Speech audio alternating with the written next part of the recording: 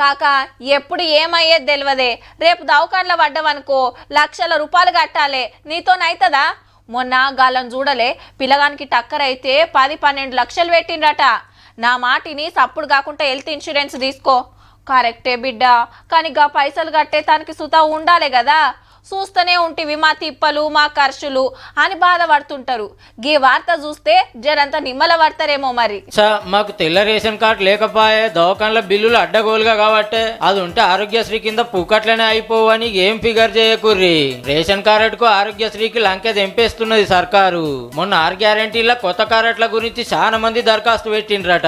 అయితే ఎంక్వైరీలు ఏం తేలిందంటే కూపన్ బియ్యం కోసం కాదు, ఆరోగ్యశ్రీ పథకం కోసం అని తేలిందట.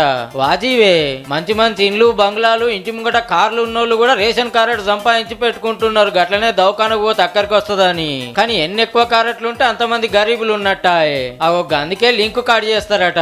మరి కార్డు లేని వాళ్ళకు ఫ్రీ వైద్యం అందాలంటే ఏం చేస్తారో కానీ డిజిటల్ హెల్త్ కార్డులు తేబోతున్నారు. పేరు ఊరు ఏం చేస్తారు, బీపీ ఉందా షుగర్ ఉందా ఇంకేమన్నా బీమార్లు ఉన్నాయా అనే వివరాలు ఆన్లైన్ లోకి ఎక్కించి మనిషికో కార్డు ఇస్తారట.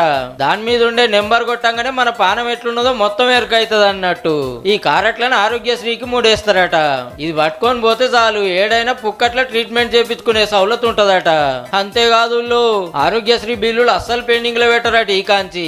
అట్లనే బీబీ నగర్ ఎయిమ్స్ దవాఖాన్లో పెండింగ్ పనులు ఒడిపియాలని సీఎం సార్ ఆర్డర్ చేసిండు ఆఫీసర్లకు. జర అన్ని సర్కార్ దవాఖాన్లలో సరిపోని బెడ్లు డాక్టర్లు మిషన్లు మందులు ఉండేటట్టు కూడా చూడుర్రి సార్లు.